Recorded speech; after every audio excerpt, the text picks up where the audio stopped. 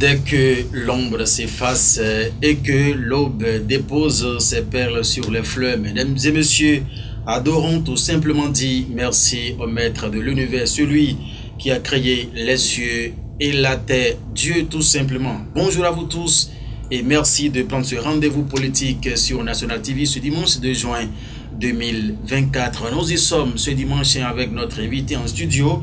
Il s'agit bien sûr, mesdames et messieurs, de professeur Belmus Alfred Djidossi. Il est un sociologue, anthropologue, bien évidemment, membre chevronné du parti Union Progressiste, le Renouveau basé dans la 19e circonscription électorale. Il est le responsable de la jeunesse de sa chapelle politique et président de l'association des étudiants, élèves et enseignants de ce même parti Union Progressiste, le Renouveau. Bien évidemment, il est déjà avec nous, professeur de lettres Belmus Alfred Djidossi, avec tous les égards dus à son rang. Nous allons donc devoir l'accueillir. Belmus Djidossi, bonjour à vous. Bonjour, monsieur le journaliste. Merci d'accepter cette invitation. C'est à moi de vous remercier. Alors, nous vous avons encore ce dimanche matin délogé, puisque normalement vous devez être au repos avec les intenses activités pédagogiques ces derniers temps. Dites-nous ce que cela vous fait de revenir encore à nous ce matin. Bon, d'abord, avant de commencer, je tiens à remercier la Providence divine qui a su nous combler de ses grâces pour bénéficier de ce temps dominical.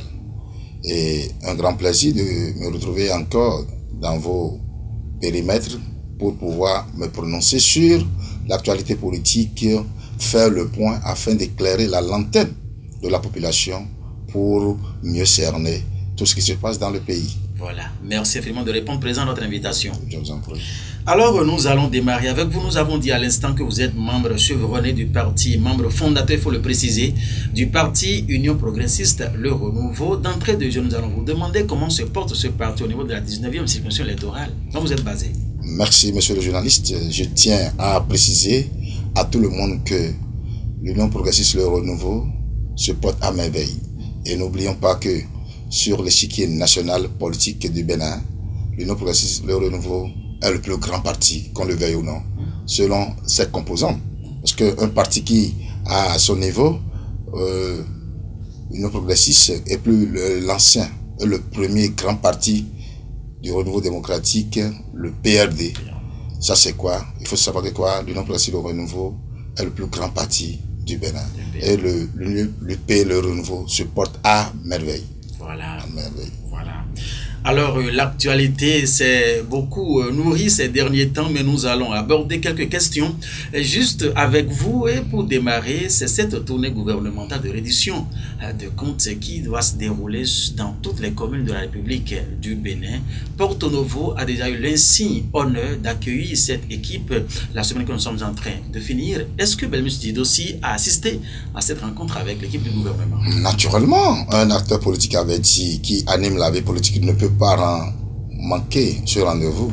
Et je tiens à préciser que le mercredi 29 mai 2024, la population de Porto Novo a eu droit à la tournée gouvernementale qui a eu lieu à la Maison des Jeunes de Djiran-Pévi. Et il faut noter que cette délégation a été conduite par la ministre Adidiat Matisse, qui a été rejointe par la suite par le ministre du Plan, Biochane. Et il y avait un parterre de ministres, des personnalités de haut niveau de ce pays. Nous avions la vice-présidente, Madame Talata Chabi, que nous respectons. Nous avons également à ses côtés le ministre des Affaires étrangères, Adjadi Bakari, le ministre de la décentralisation, Dossou Raphaël Akotenyo. Il y a le secrétaire général adjoint de la présidence, Léandre Wilfried Mbedji, votre ami de tous les jours. Bien sûr, bien sûr. Il y a également d'autres cadres sectoriels qui étaient de la partie. Voilà. Il y avait tous les députés de la 19e circonscription électorale, même de la 20e. Oui. Je ne pouvais pas ne pas citer le député Akpiti Jean-Claude, la députée Tchanou, le député Godonou Moussa David, la députée Cécile Aoumenou, la députée Degwidji et Denise. Et d'autres cadres, ils étaient de la partie. Vous allez voir, c'était un parterre bien fourni. Et il faut l'avouer que ce parterre a eu à aborder tous les points pour pouvoir éclairer la lanterne de la population qui s'est déplacée pour aller à la source de la vraie information. Voilà. Et à ce rendez-vous, Oui. je tiens à vous dire, ils ont senti d'abord que la ville de Porto-Novo, la capitale, pourquoi avoir commencé par nous ici au niveau de Lomé. Porto-Novo est la capitale. Et un accueil chaleureux était réservé à la délégation. Il y avait une organisation parfaite. La population qui est restée très intéressée pour suivre. Et nous n'oublions pas également, au niveau de l'assistance, il y avait toutes les têtes couronnées. Les têtes couronnées de la ville, le sage, les différents responsables. Toutes les corporations socio-professionnelles étaient représentées. Il y a la société civile, responsable de la jeunesse, responsable des femmes, responsable des artisans, responsable des conducteurs émigrants, responsable des femmes des marchés, responsable des étudiants, des élèves, tout le monde y était.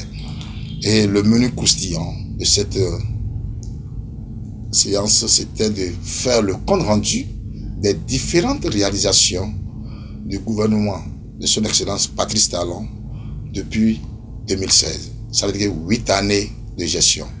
Et nous savons, le chef de l'État, il est resté fidèle à sa parole. Il a dit qu'il ne va pas verser dans le populisme.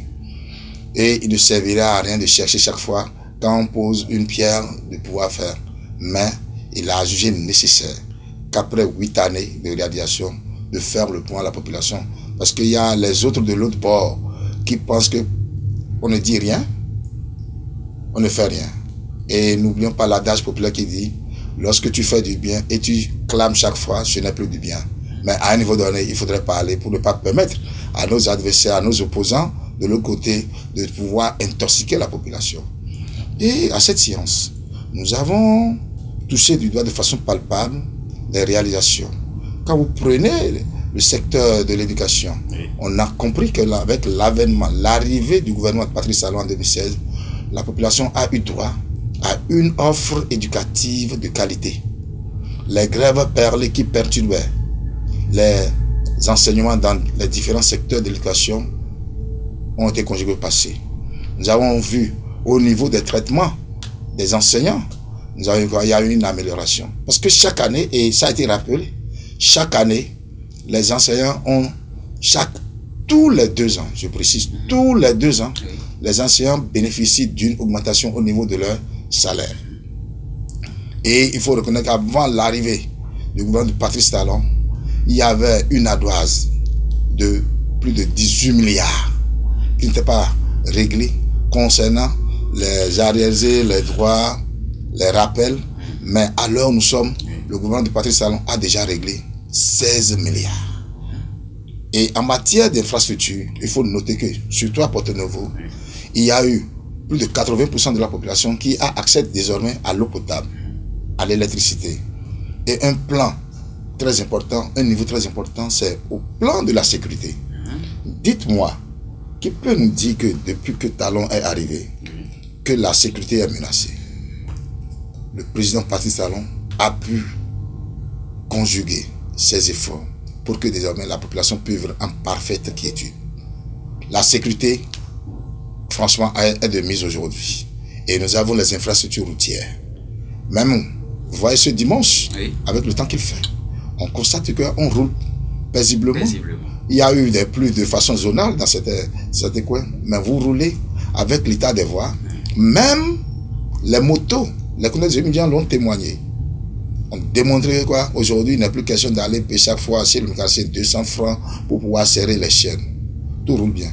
Au plan de la santé, il y a des domaines, des dossiers tels que dossier projet ARS qui ont été santé maladie, où on aide le démuni à au moins à avoir l'assistance pour pouvoir recouvrir.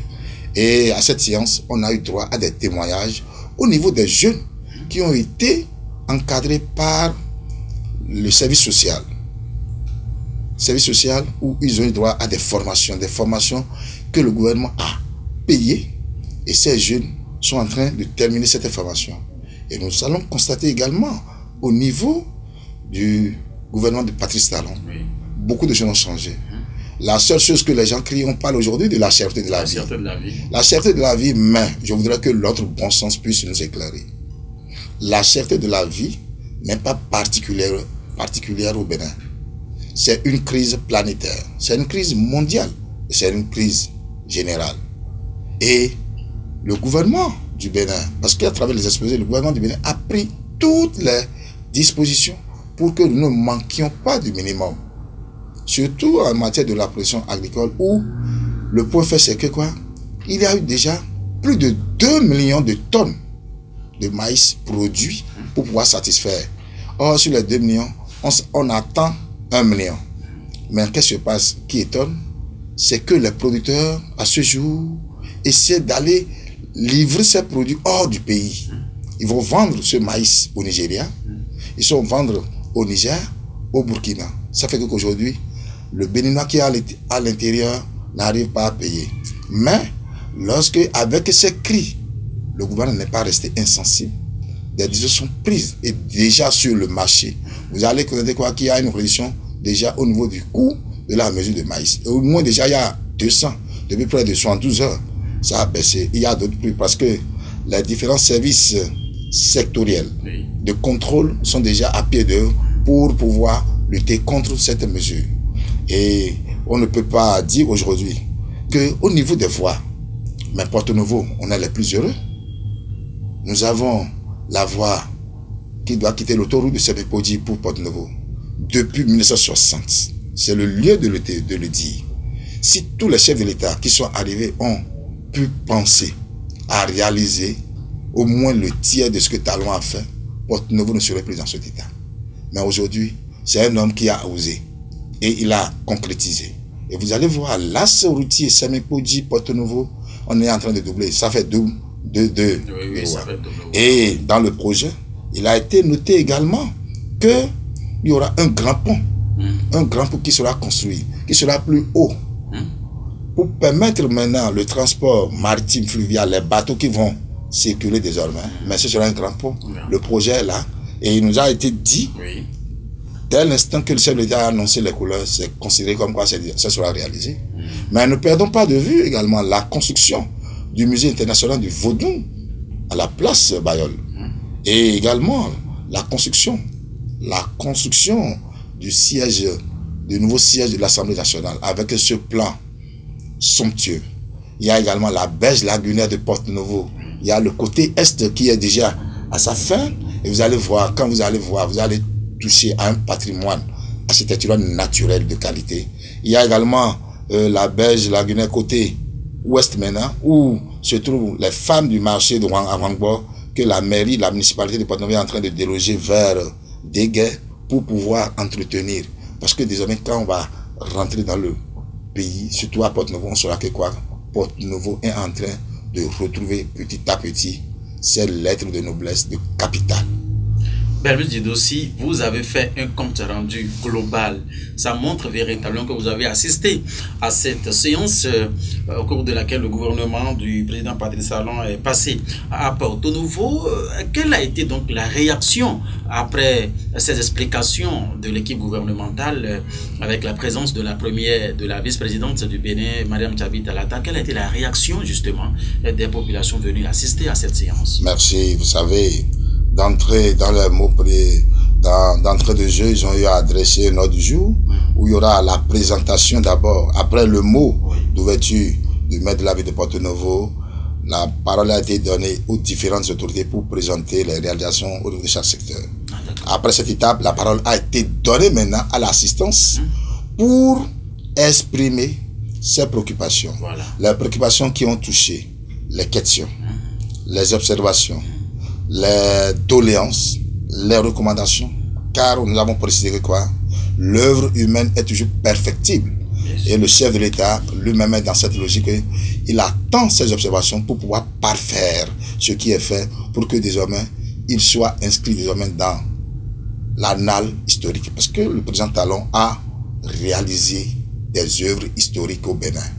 Il faut oser le dire et le reconnaître. Et lorsqu'il était question de l'étape des préoccupations au niveau de l'assistance, il y a plusieurs préoccupations. Nous n'avons pas manqué de demander à l'assistance parce qu'on avait la chance d'avoir en face la ministre de la fonction publique, le ministre du plan, la vice-présidente de la République, le secrétaire général adjoint de la présidence pour demander, en ce qui concerne les fonctionnaires, les travailleurs, on a constaté que depuis un bon moment, les cadres A111 sont bloqués. On a demandé, nous voudrions que le chef d'État puisse penser à cette catégorie et débloquer pour leur permettre d'aller à A112. En plus de ce point, on a essayé de montrer également l'offre éducative est de qualité, mais de la même manière. Depuis un certain temps, il y a eu des enseignants, les reversés de la promotion 2008, qui sont détenteurs du BAPES et que le gouvernement a promis retourner en formation pour obtenir leur CAPES. Mais que nous voudrions que le retour en formation de tous ces professeurs adjoints soit une évidence. L'autre point majeur, nous avons la catégorie également des aspirants au métier de l'enseignement, les AM et les aspirants, où on a promis les reverser. Nous avons demandé que leur reversement soit également une réalité. Et que si tous ces éléments sont pris en compte, le chef de l'État aurait un soutien sérieux. Voilà. Les étudiants également ont exprimé leur préoccupation pour dire, dans la panoplie des différents projets du chef de l'État, qu'ils ne se retrouvent pas, qu'ils souhaiteraient que le chef de l'État puisse penser à eux et leur accorder également une réduction au niveau des coûts de vente des casques. Et dans la même logique, ils ont souhaité que le chef d'État puisse instruire la police républicaine en ce qui concerne les répressions chaque fois sur les voies, pour que désormais, en sortant sur les voies, qu'ils ne soient plus chaque fois effrayés, stressés. Voilà. Et à part les communautés étudiants, les femmes du marché, il y a les femmes du marché, du grand marché de Porto-Novo, qui ont dit l'état dans lequel se trouve le grand marché de Porto-Novo, franchement, laisse à désirer. Et toutes les fois qu'il y a eu pluie, elles souffrent. Elles souffrent. Mais de la même manière, l'assistance a reconnu les travaux en cours concernant le marché d'Amangba, qui sera disponible dans 3 mois. Il y a le marché d'Amangba. L'accent a été mis également sur le marché de Wando, où les explications ont été données pour nous dire pourquoi ça a traîné. Ça a traîné parce qu'il y avait de petits problèmes. Les gens ont compris que l'État ne peut pas investir si lourdement dans ce marché et que le portail d'accès soit restreint. C'est ainsi qu'ils ont été obligés de délocaliser certaines populations pour avoir plus d'espace. Et que maintenant, le chef d'État a voulu que ce soit un marché de standing de haut niveau qui soit fait. Les expressions ont été données. Et dans la mesure maintenant, la pression agricole, il y a également la question du chômage des jeunes. Parce que nous faisons la part des choses entre chômage et avoir le diplôme et sans emploi. Et une analogie a été établie pour nous démontrer que quoi? Avant 2016, on avait dans le pays 3 millions de jeunes diplômés sans emploi. Et que le gouvernement, avant 2016, n'avait pas pu. Mais que sur le terrain, s'est imposé une logique pour dire, au moins, il y aura plus de, à l'heure où nous parlons, il y a déjà plus de 1 300 000 emplois créés déjà. 1 300 000 emplois. Et que ces jeunes-là seront reversés le plus dans le secteur de la production agricole, qui seront le plus utilisés dans les industries. Et ne perdons pas de vue également la question de l'enseignement technique. L'enseignement technique et professionnel, où il a été précisé que quoi, déjà le gouvernement a déjà mis en formation plus de 600 enseignants aspirants qui sont en formation. Et dès que les bâtiments seraient prêts, déjà, ceux-là en formation seraient rapidement utilisés sur le marché pour pouvoir satisfaire les attentes. Donc, on nous montre maintenant que le gouvernement, ils ont fait le compte rendu. Nous devons rendre compte à la population, montrer également que ce gouvernement mérite d'être félicité. Parce que malgré ses ambitions, ce gouvernement a été marqué, tenaillé par au moins trois différentes crises. La crise de la Covid-19. Et vous savez, avec la crise de la Covid-19, franchement, il y a eu baisse de l'économie dans tous les pays.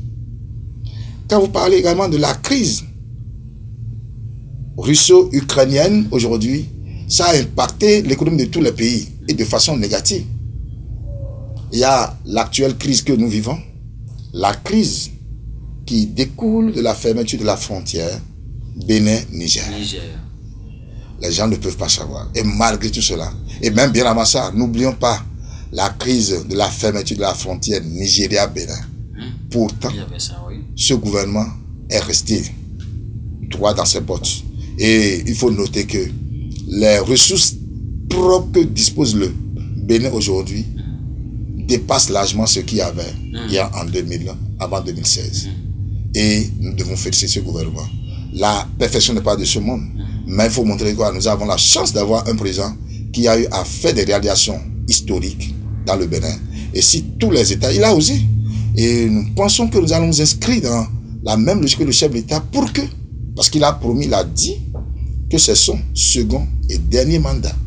Celui qui viendra en 2026 ne doit pas briser la chaîne de tout ce qui est entamé.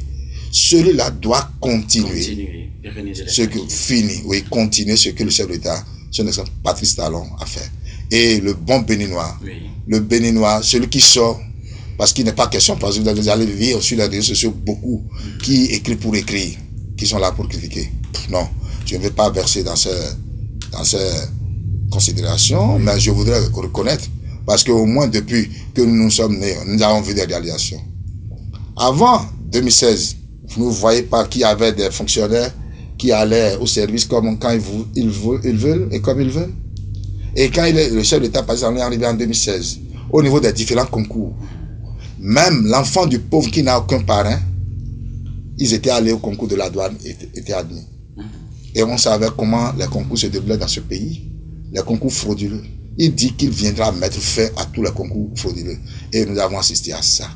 Nous ne pouvons que remercier. Parce qu'il dit, tous les Béninois ont les mêmes droits et doivent avoir les mêmes chances. Même si, toujours dans certains méandres sociaux, il y a toujours encore le paternalisme, ces jeux qui sont faits, mais il dit qu'il doit lutter contre ça.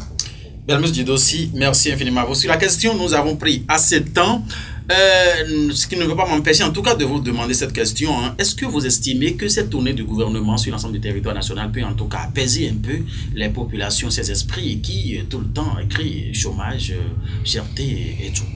Oui, j'espère que cette tournée gouvernementale mérite d'être saluée et elle doit apaiser. Celui qui a l'information a le pouvoir. Et lorsque vous végétez dans l'ignorance, vous aurez à faire des analyses erronées.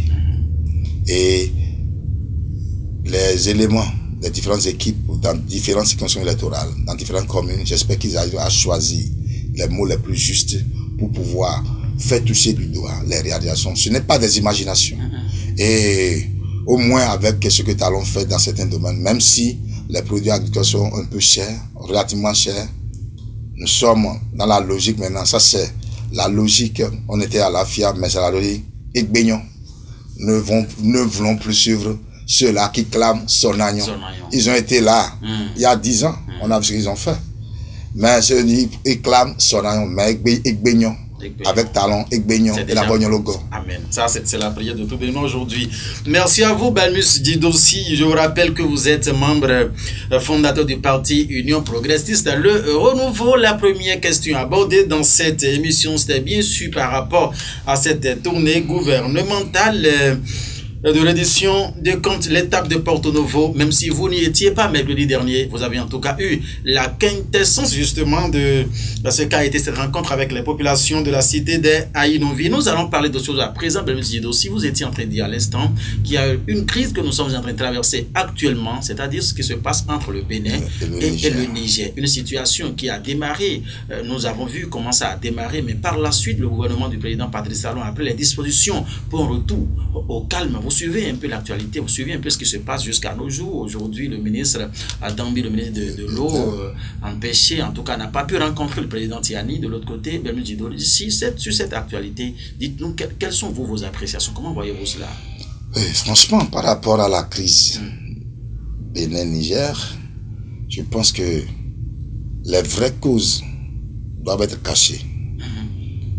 Parce qu'on ne peut pas comprendre les raisons profondes qui motivent Tiani, le président nigérien, à adopter des mesures draconiennes de ce genre. Et nous devons reconnaître que le chef de l'État béninois a cherché les voies et moyens pour faire rétablir la coopération, parce qu'il y avait une coopération qui existait entre le Bénin et le Niger. Même avec il y a des démarches qui sont menées, mais on ne comprend pas que pourquoi. Et si les gens pensent, le Bénin fait partie de la CEDEAO. La CEDEAO ne peut pas prendre une décision et le Bénin va s'écarter. Je ne sais pas pourquoi on est en train de tasser singulièrement le Bénin. Le Niger prend cette mesure draconienne. Mais par rapport à cette crise, en tant que bon Béninois, en tant que bon Africain, en tant que bon panafricaniste, nous prions pour que les voies et moyens nécessaires soient trouvés pour taire et calmer cette crise, pour que la coopération jadis bénino-nigérienne soit encore évidente. Parce que ça n'arrange personne. Avec cette crise, et Bénin, et Béninois, et Nigériens, ça n'arrange personne. Donc, en tant que panafricaniste, en tant qu'Africain, en tant que Béninois, parce que nous avons aussi nos parents qui sont au Niger, nous voudrions demander que les esprits se calment, que les esprits se calment et que leur sixième sens puisse s'imposer à eux, afin que la crise soit conjuguée au passé et que les relations bilatérales, les coopérations soient encore de mise. Et si Belmus Djido, c'est un conseil à donner au président Tiani et tout le pays? Non, ça dit, il faudrait, parce que vous allez voir de l'autre côté, pour ceux qui suivent, la population nigérienne également a compris. Nous voulons lui demander de reconnaître que le Bénin et le Niger sont des pays frères et que nous devons taire et enterrer la hache de guerre. Créer de bonnes conditions de vie à sa population, à la population béninoise, et que les coopérations puissent redémarrer.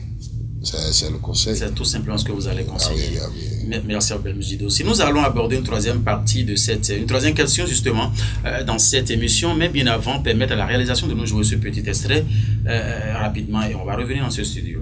Pour noter que quoi, il y a des renforcements qui sont faits à l'intérieur de l'établissement, mais en dehors de l'établissement. Les mercredis soirs, les samedis soirs, il y a des séances de renforcement gratuits qui sont faits à l'endroit des candidats au baccalauréat et au BPC.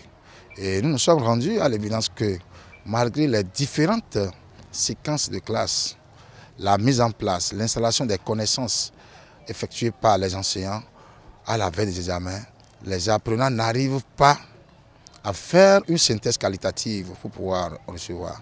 Et de nos jours, nous sommes fixés un objectif primordial, nous sommes 10. Nous devons atteindre la barre des 100% aux examens nationaux.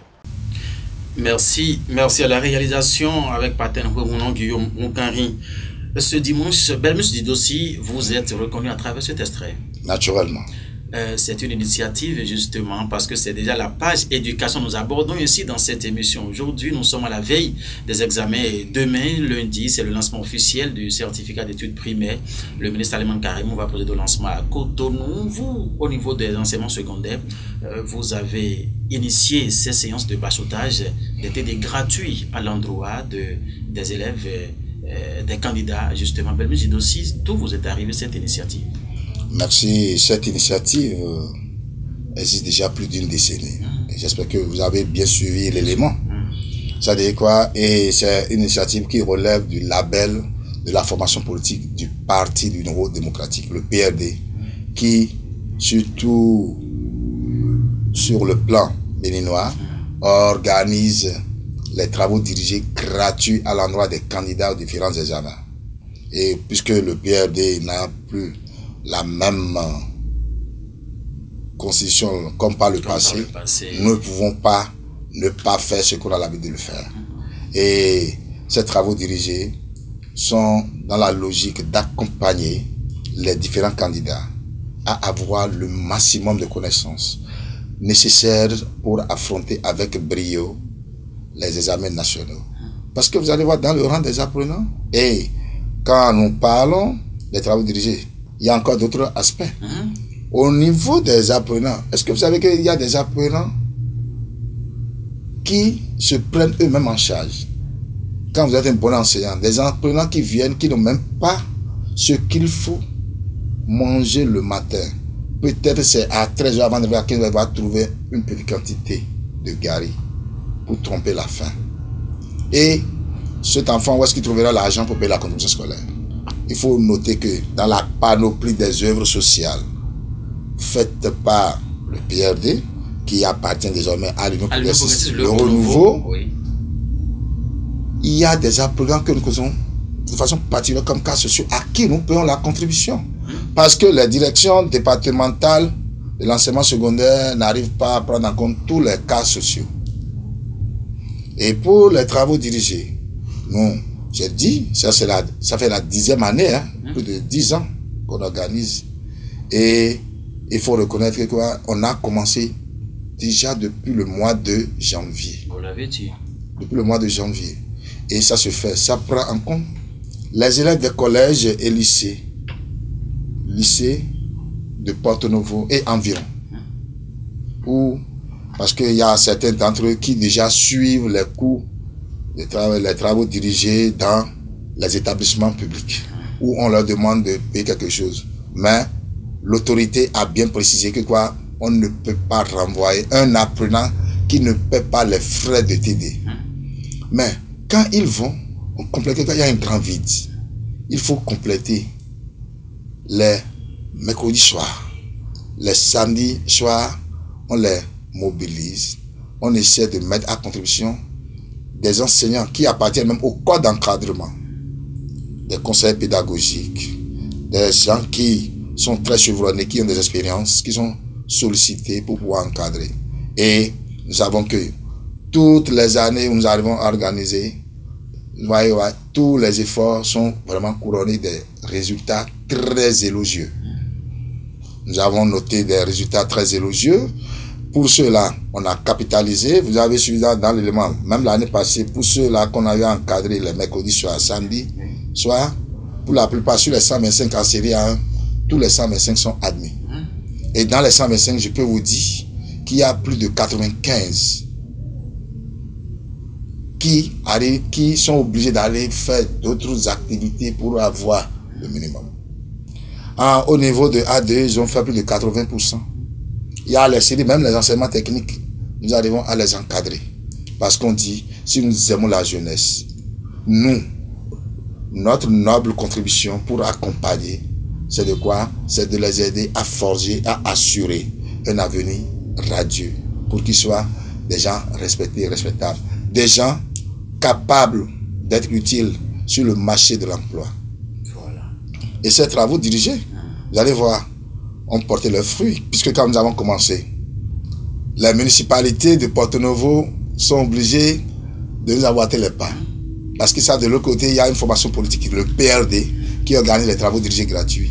Mais depuis un bon moment, plus de 6 ans, près de 6 ans, il y a les mairies, la mairie de Porto-Novo, qui accompagne les écoles primaires, les écoles secondaires, qui essaient d'envoyer une enveloppe substantielle d'appui pour les travaux dirigés.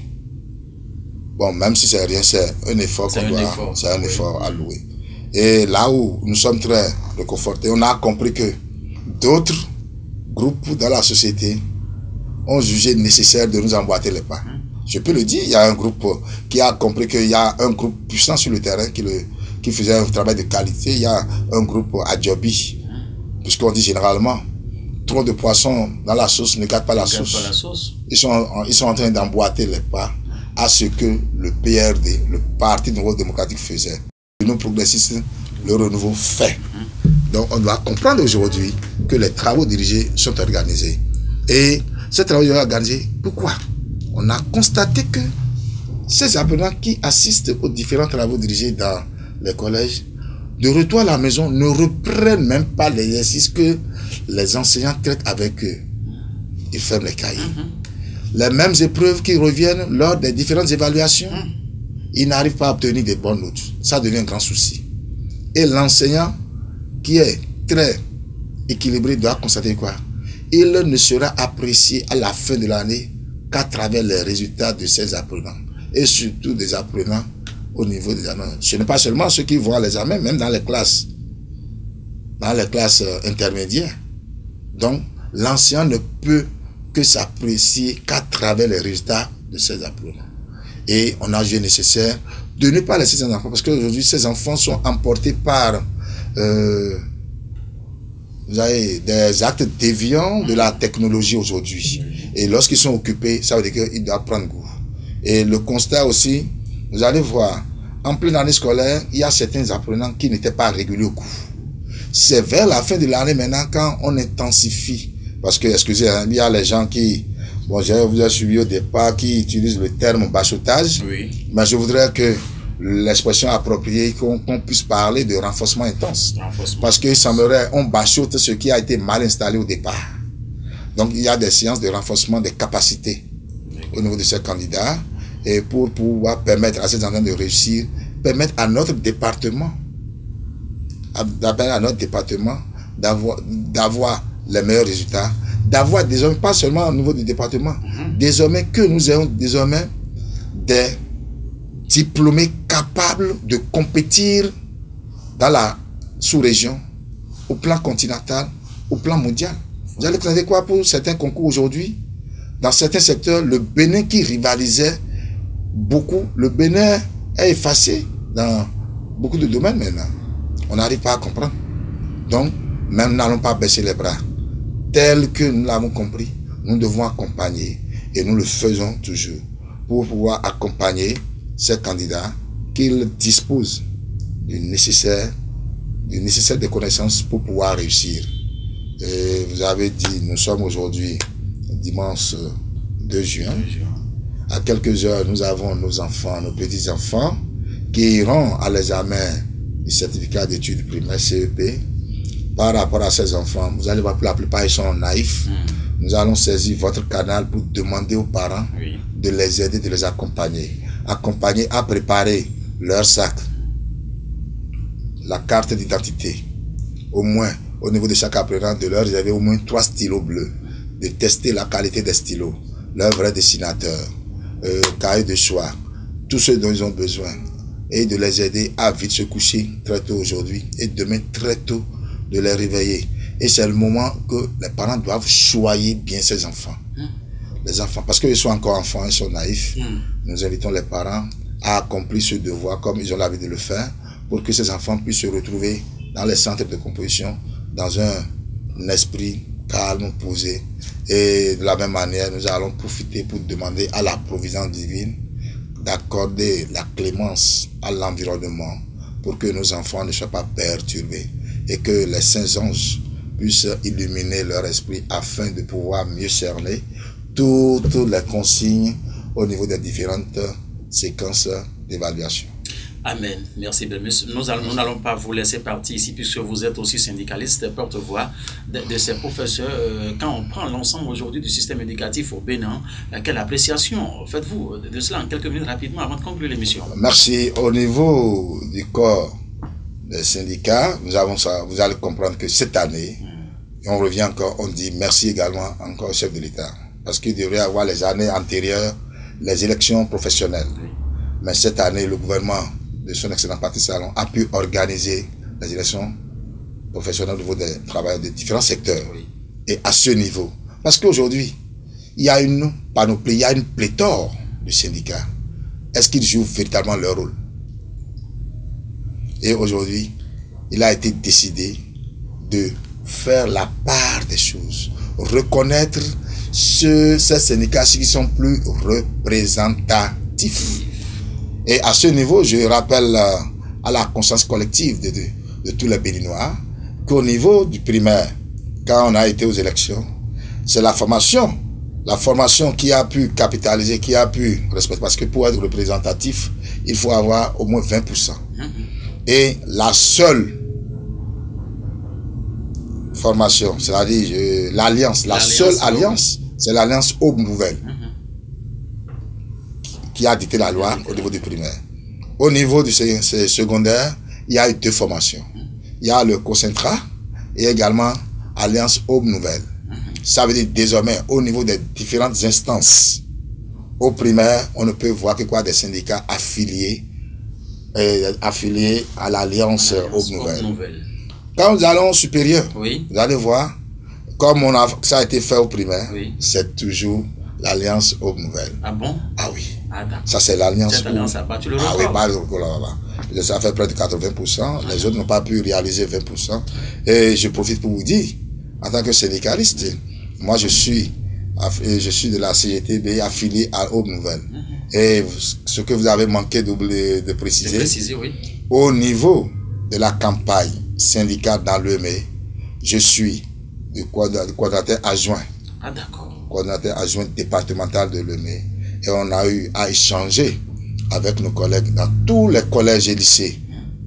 Porte-Nouveau de l'EME. De l'EME, Porte-Nouveau. Les 9 communes d'ailleurs. Les 9 communes. Voilà. De Semenpoli jusqu'à Bonou.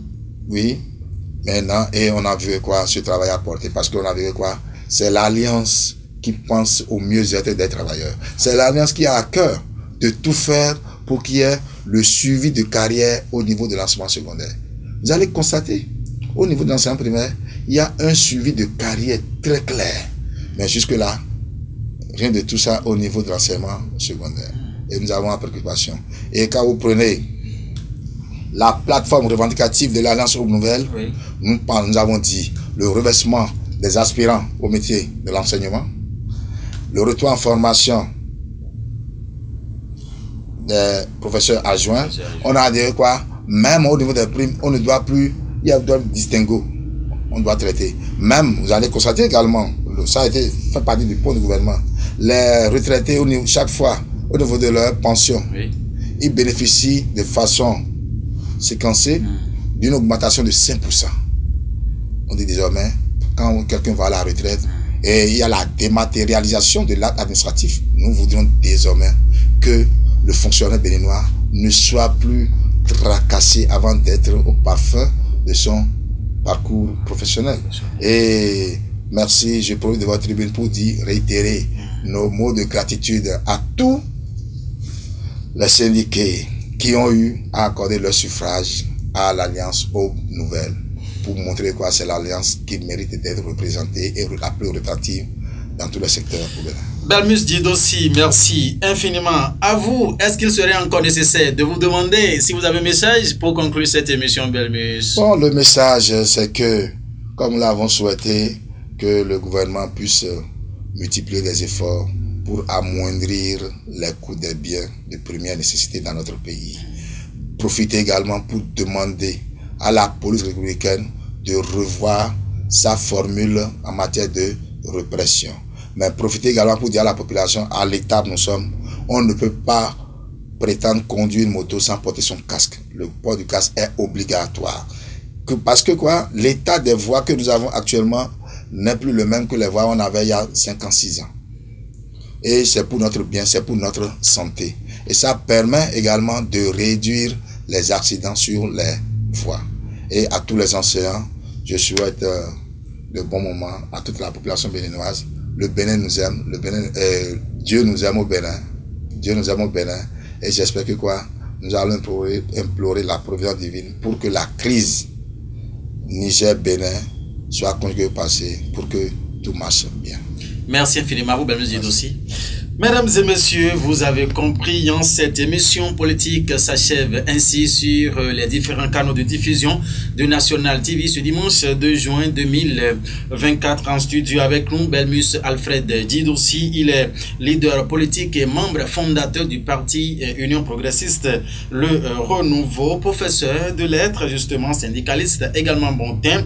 Il est responsable de la jeunesse et président de l'association des étudiants, élèves et enseignants du parti Le Renouveau. Avec lui, nous avons parlé de cette tournée gouvernementale qui fait le tour déjà des communes depuis quelques jours en République du Bénin. La crise entre le Bénin et le Niger, sans oublier les préparatifs pour les examens de fin d'année à Porto-Novo dans le département de Lomé avec les initiatives de TD et gratuits qu'il donc coordonne dans tous les collèges de Porto-Novo et ses environs. Merci de nous avoir suivis.